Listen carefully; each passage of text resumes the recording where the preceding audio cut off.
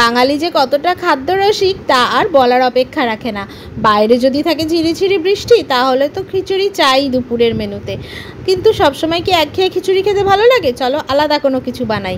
প্রথমে নিয়ে নিয়েছি এখানে আমি 750 গ্রাম আতপ চাল, নিয়ে নিয়েছি 250 গ্রাম মুসুরির ডাল, 250 গ্রাম মুগ ডাল, ছোলার ডাল আর মটর ডাল মিশিয়ে 250 গ্রাম। সমস্ত চাল ডাল এখানে আমি একটা বড় পাত্রে মিশিয়ে নেব। আমি এখানে 750 গ্রাম আতপ চালের সাথে 4 রকম ডাল মিশিয়েছি। সেই 4 রকম ডালটার কিন্তু কোয়ান্টিটিও 750 গ্রামই ছিল। চাল ডাল একসাথে মিশিয়ে আমি 1 ঘন্টার জন্য এটা ভিজতে দিয়ে দেবো। তারপরে আসছে আজকে শো স্টপার, আমাদের চিকেন রানি। তো চিকেনটা এখানে আমি ধুয়ে পরিষ্কার করে নিয়েছি।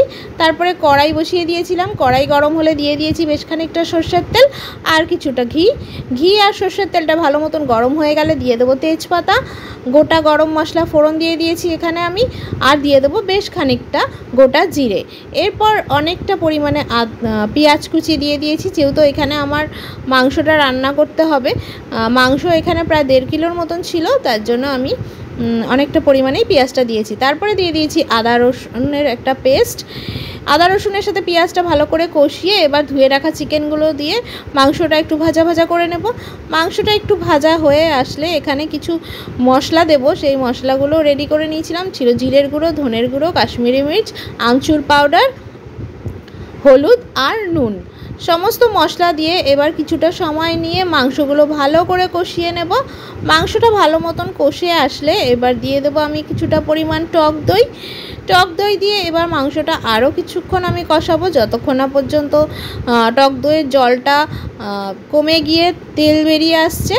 এরপর যখন তেল বেরিয়ে আসবে, মানে মাংসটা প্রায় মোটামুটি আমার কষানো হয়ে গেছে, একটা বড় পাত্রে এখানে মাংসটাকে ট্রান্সফার করে তারপরে যে ভিজিয়ে রাখা চালগুলো ছিল সেগুলো থেকে জল ঝরিয়ে মাংসটার সাথে চালটা ভালো করে মিশিয়ে নেব।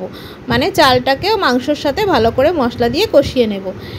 এখানে এই পাত্রটা আমার একটু অসুবিধা হচ্ছিল, কেন কি নিচে লেগে যাচ্ছিল বলে আমি একটা মোটা কড়াইতে বসিয়ে নিয়েছিলাম পরে। তো এখানে আমি পরিমাণ মতন নুন, চিনি আর গোটা কাঁচা লঙ্কা দিয়ে দিয়েছিলাম। তারপরে দিয়ে দিয়েছিলাম পরিমাণ মতন জল। যেহেতু এই পাত্রটা একটু সমস্যা হচ্ছিলো, তো আমি আর একটা কড়াইতে এটা ট্রান্সফার করে নিয়েছিলাম। তারপরে ভালো মতন পরিমাণ মতন জল দিয়ে ফুটিয়ে যখন দেখব যে চাল ডালটা ভালো মতন পুরো নরম হয়ে গেছে, মানে ভালো করে সেদ্ধ হয়ে গেছে, খিচুড়ি প্রায় হয়েই গেছে, তখন ফ্লেম অফ করে পাশে আরেকটা কড়াই বসাবো। তার মধ্যে এবার খিচুড়ির তরকাটা রেডি করে নেব। দিয়ে দেবো এখানে আমি ঘি, তারপরে গোটা জিরে, শুকনো লঙ্কা আর বেশ খানিকটা পরিমাণে হিং দিয়ে দিয়েছি। এখানে রসুন কুচি, আদা কুচি আর কিছুটা পরিমাণ কাশ্মীরি মির্চ। ভালো মতন এই মশলাটা এবার আমি খিচুড়ির ওপরে ছড়িয়ে দেবো। খিচুড়ির ওপরে ছড়ানোর পরে আবার একটুখানি ফ্লেমটা অন করে খিচুড়ির কড়াইয়ের নেড়ে চেড়ে মশলাটা ভালো মতন মিশিয়ে দেবো। তারপর গরম গরম পরিবেশন করুন। বাইরের বৃষ্টি, ভেতরে গরম গরম খিচুড়ি, এই সুখ যেন স্বর্গ সুখ। আর অবশ্যই এটা বাড়িতে একবার ট্রাই করে দেখবেন, আশা করছি খুব ভালো লাগবে। টাটা।